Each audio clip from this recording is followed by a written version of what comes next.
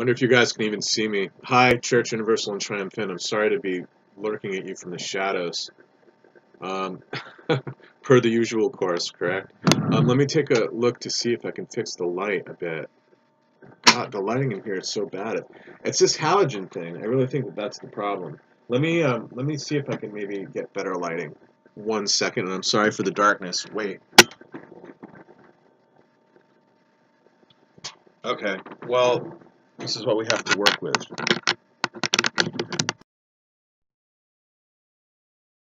I was going to write do some preliminary notes on the potential for petitioning, excuse me, for the acknowledgement of the sainthood of Elizabeth Clare Prophet by the Roman Catholic Church. Now, I know we're not Roman Catholic, and before I embark further on the topic, I want to say two things. One is that I didn't really have time to take the proper notes, because I thought, well, I'm going to write 3 or 4 pages of detailed notes so that I can organize everything on the internet. As it turns out, I'm not really able to do that under the current circumstances, unfortunately. But let me step back a little bit too in saying and reaffirming. One is I really couldn't make it there. The second problem is that it's not because we require acknowledgement by the Catholics at all, or affirmation by the Catholics, but I feel that it's important to put it out there into the world and to have other people affirm the uniqueness of Mother, the uniqueness of her contribution to world humanity. Certainly one can make the case about Mark Prophet additionally, but Mother being the most recent messenger is pivotal here, I believe.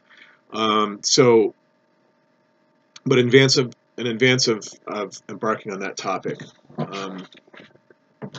I want to say one thing. In thinking about our church, as I stated before casually in another video, that some people think that we're an extension of Roman Catholicism, and I find that to be a bit wrong-headed. And I don't want to make, I certainly don't criticize people for feeling whatever they feel about our way of worship, but I believe that in terms of theological aesthetics, if I may coin a phrase, I'm not even sure if I'm making that up or not,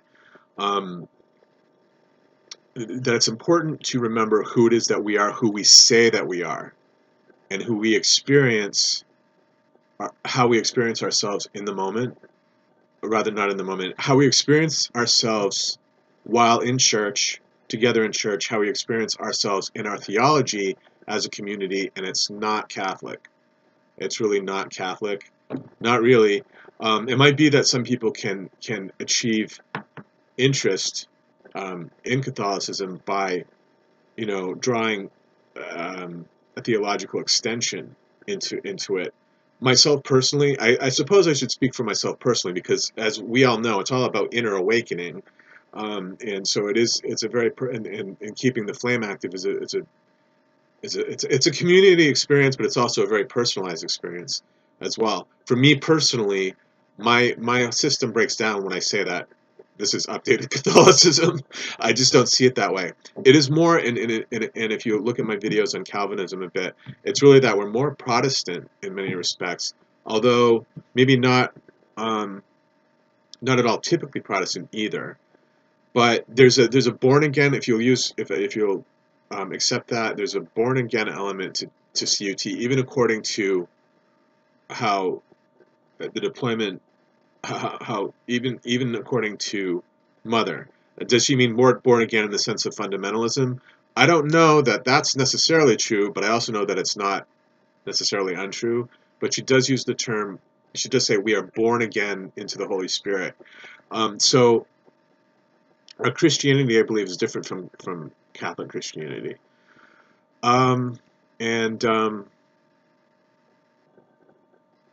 But it's interesting to think about what it would mean to the Roman Catholic Church. When we look at the Roman Catholic Church, I have to study it as well. I don't know anywhere as near as much as I should about Catholicism, but they have all these great saints and people writing theological treatises going back however many, hundreds of years, and they've been using the same standard to vet their saints for a very long time. And what would it be like to have Elizabeth Clare Prophet be declared a saint? I think it would be groundbreaking, and I think that it would make a mark. But to understand how that process would occur, we would have to both, let's see here, we would have to understand the canonization process at the Roman Church, and also have connections, forged ties to the Roman Catholic Church, sufficient so that we can make our case. Even though she wasn't Catholic, we believe that she was an embodiment of Saint Catherine, who is also a saint in Roman Catholicism, and we have Roman Catholic saints here as well. So it's an interesting prospect, and potentially a very productive one. So I've been kicking this idea around in my head for quite a long time. So what I'm proposing now is that we go into the system here and try to understand a little bit about what their terms are. So to say to Rome, fork over what exactly it is that we need to do so that you understand where we're coming from, so that we can have an ongoing dialogue, not so that you can absorb us, not because we need you in order to validate who it is that we are, but because it's important that the word unfolds properly, and it's important that people understand the true word. I just want to get that out there. So I do a lot of prayer work with regard to area churches, problems with area churches here in Maine, which I've articulated in other videos. Two principal problems. One, the lack of religiosity in Maine. I know that a lot of people at church and even outside of church like to say we're spiritual and not religious. I think a lot of people at CUT actually are comfortable with being religious. I personally prefer the term religious because there's so much anti-religious sentiment in the world.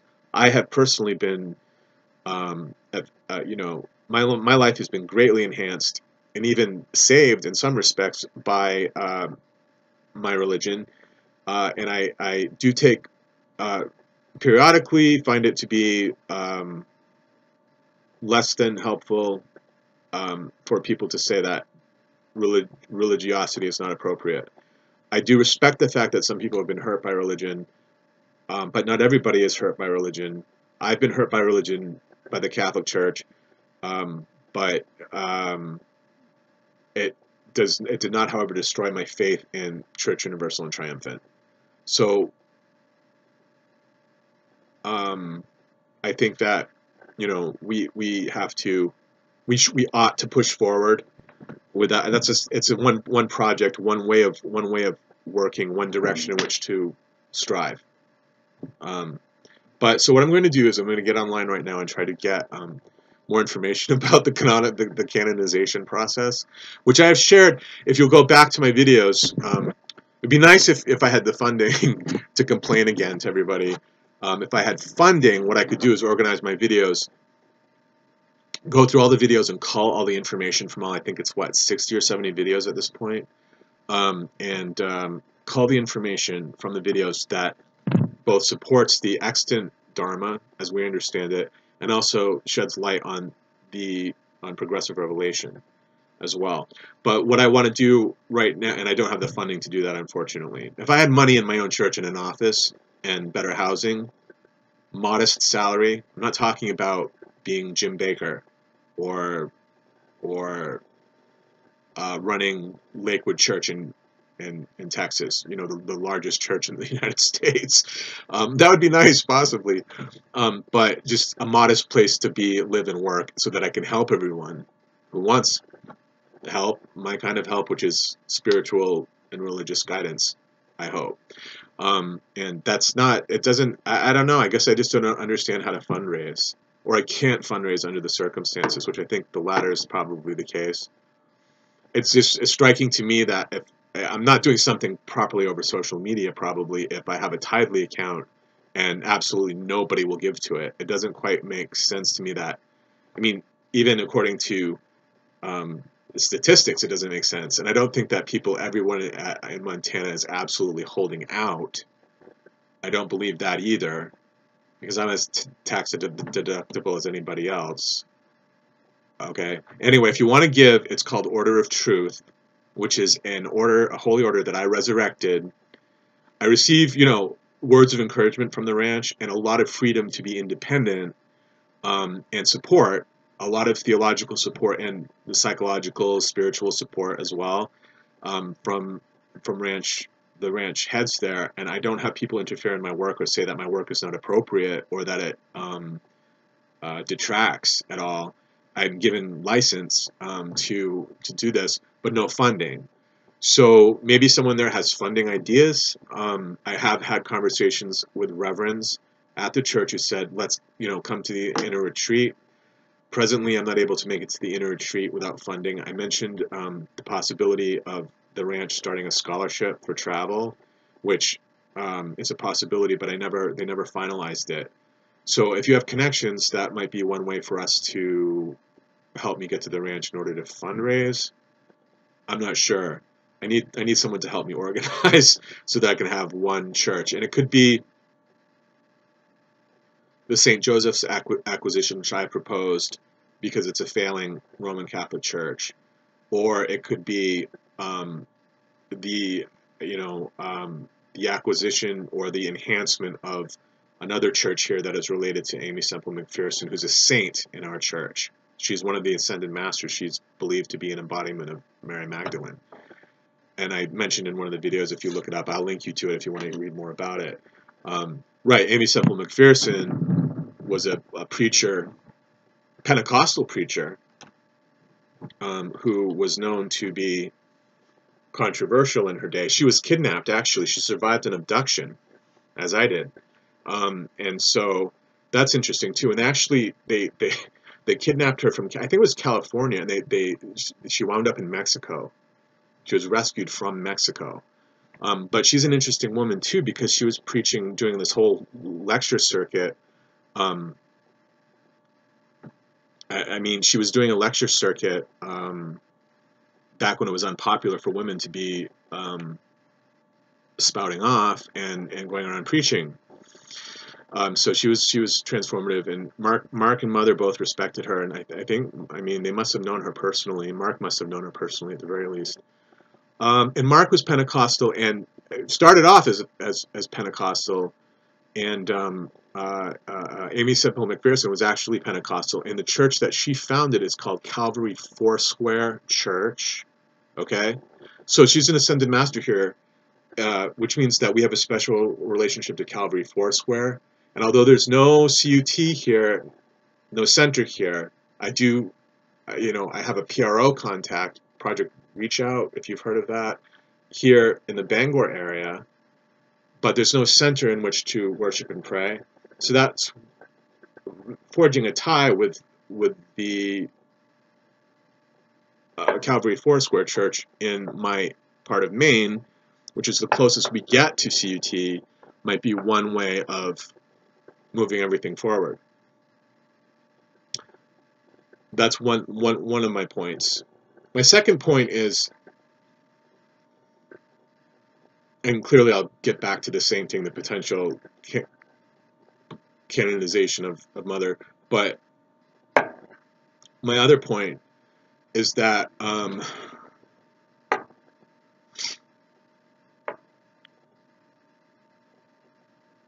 give me one second. Oh, judging churches, judging people, all of that.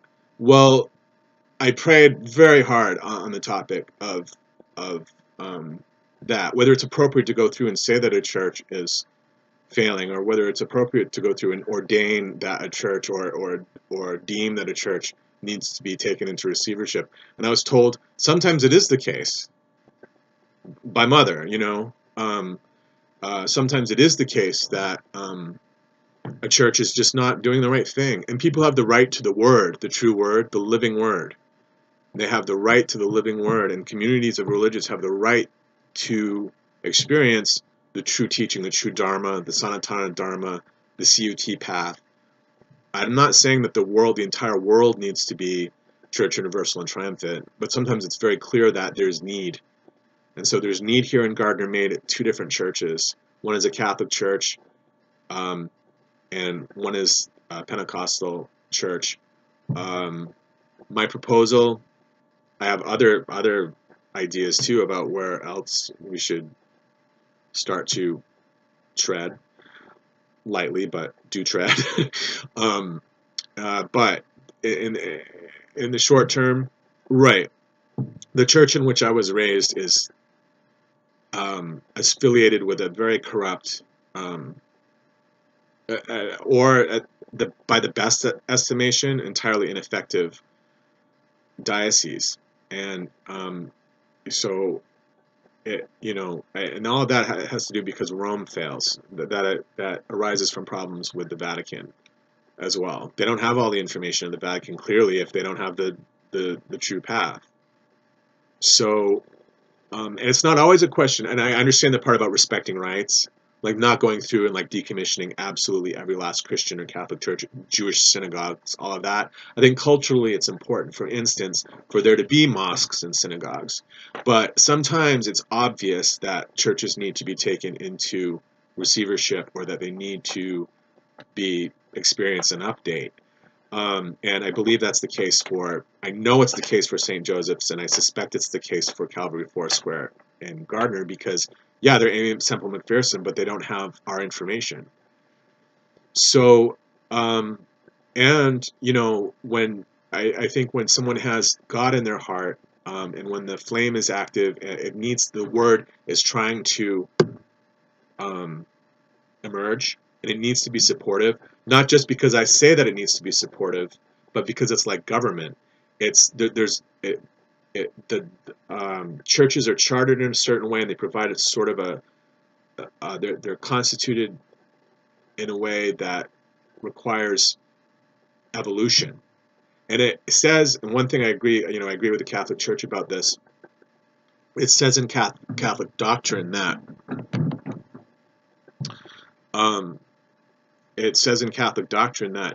the word has to be supportive because it's a vital part of who we are.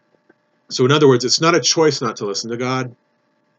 I know my atheist friends aren't going to like hearing that, and my agnostic friends will probably be taken aback. But nobody in this country, no one reasonable, it says that slavery should be a thing. Nobody really wants that, even though it was the case in the past. What we want is either a constitution or some sort of a benevolent king, or a way to protect everybody in a godlike fashion, what we call a godlike fashion. So progressive revelation isn't just a choice, it's actually part of the world. It's in the earth. It needs to evolve because it needs to evolve for everybody's safety, comfort, preservation of families, security of families. It's true. The word is living, and it does affect everything around you. And sometimes government just doesn't make it there in time. So I'm concerned about the lack of the living word, and I'm concerned about stoppages to progress, particularly Church Universal and Triumphant progress, because I believe that it's divine revelation.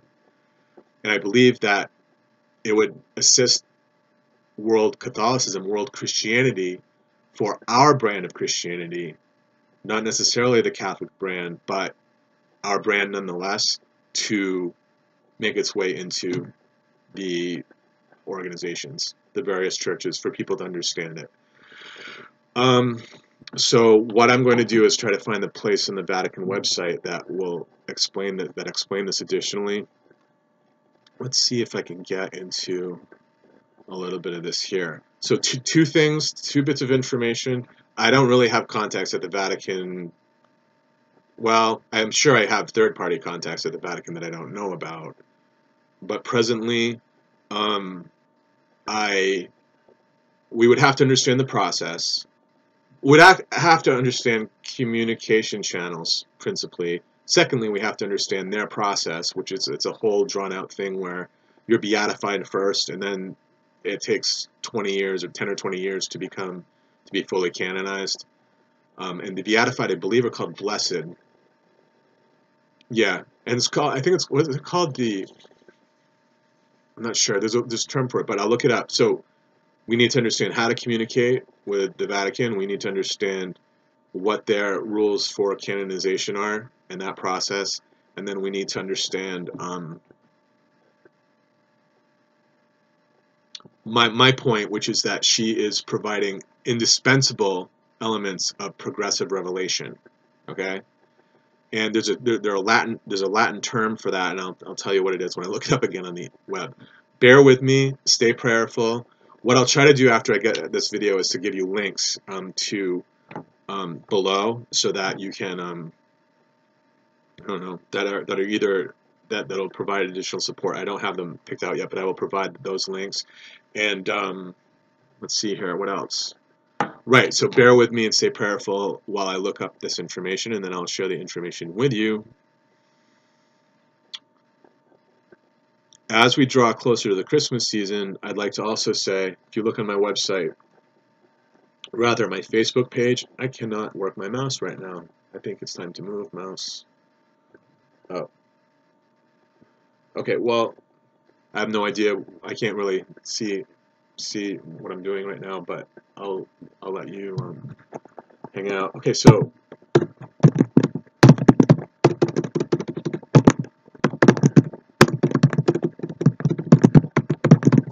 the other thing, and I will provide you a link to this too, is I recommend highly, if you haven't found it yet, yeah, Simply Catholic. Ooh, whoa! All the saints on St. Peter's, they have huge pieces of sacred art. Well, I'm not sure if they consider their art sacred or not. I don't think it's quite the same thing, but interesting. Become a spiritual leader to our soldiers as an army chaplain. That I'm doing right now. But funny that that's kind of just popping up as an ad. I'll read this because I have it right here. Okay, this is the site, Simply Catholic. Okay, simplycatholic.com / well, saints in the Christian tradition is what it says. I'm not looking at the official Vatican site right now, but I've read a lot of interesting information there, and I can tell you what that is too. I'll look it up for you right now, and then I'll go back.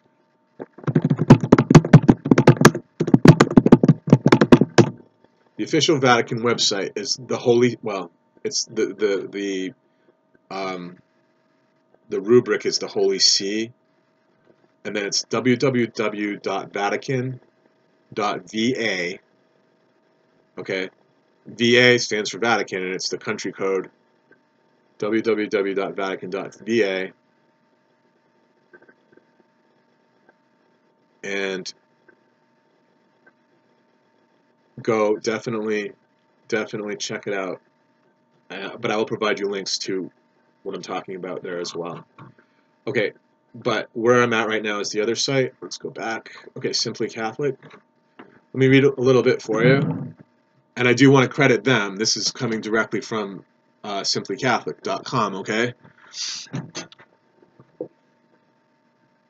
And it's St. Peter. Yeah, there's a picture on the front cover of Pope Francis celebrating the canonization mass for 7 new saints. I wonder who they are. Interesting. One must be Francis, I would imagine, unless they've moved on from that. I guess that was about 10 years ago. Oh, before I go there, I'll tell you this right now. That is my other video. The canonization of, rather, not St. Francis, St. Francisco, who was the boy who witnessed the apparition of Mary to the masses in Fatima, Portugal. Of course, there's a holy, there's an etheric retreat above Fatima, Portugal. If you read the, study the charts and know that there's one over Crete and there's one over,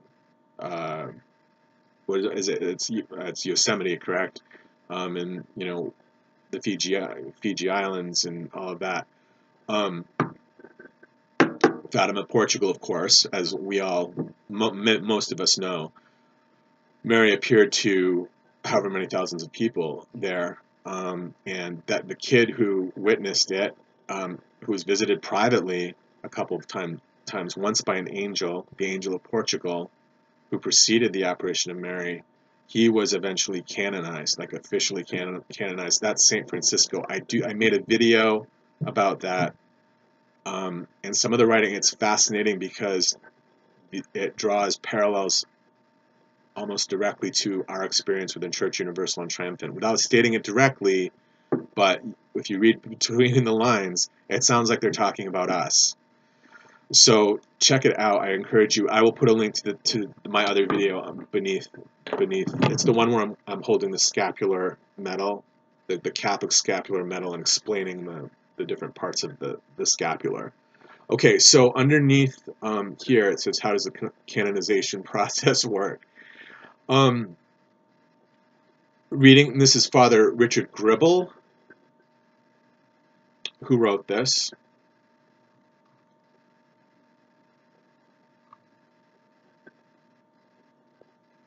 There's a plug here for something called the Champions Shrine.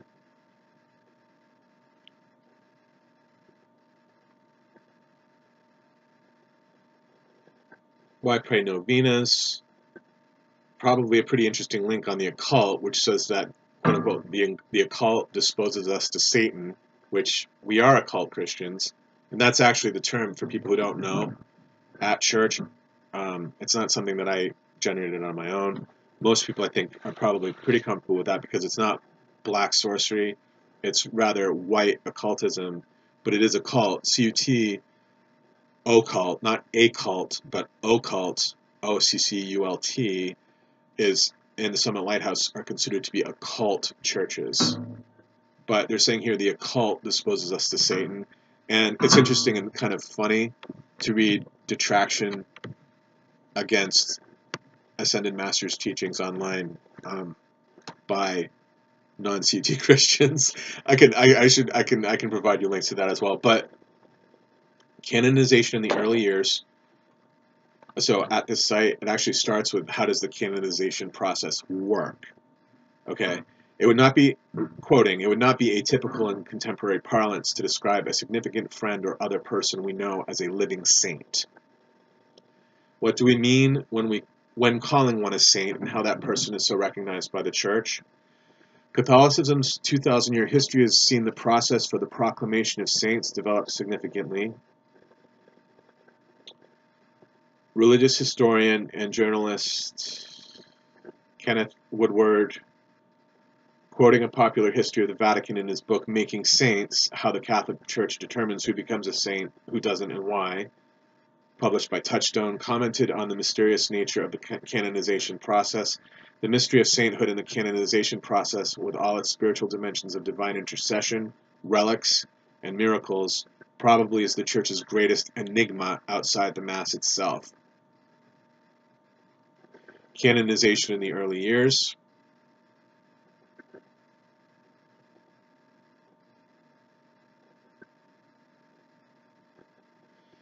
The concept of honoring Christian men and women and developing cults to their memory started as a direct result of the Roman persecutions perpetrated on the early followers of Jesus.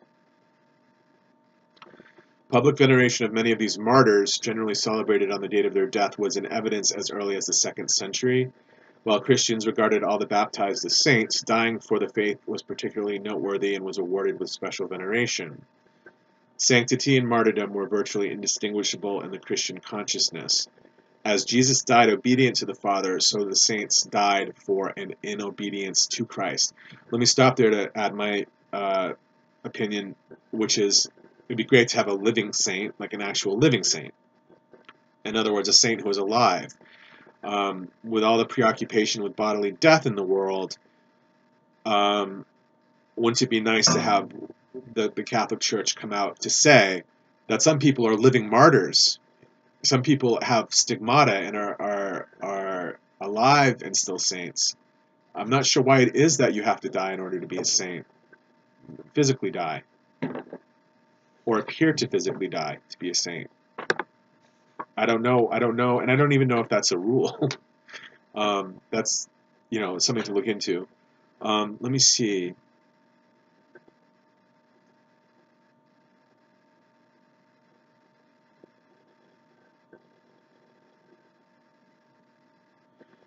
second paragraph, and I will read the disposes us to Satan part 2 because it sounds interesting. But cults to individual saints. Let me make sure that you can see me. Well, evidently, I'm not really. Okay, well, that's a little bit better.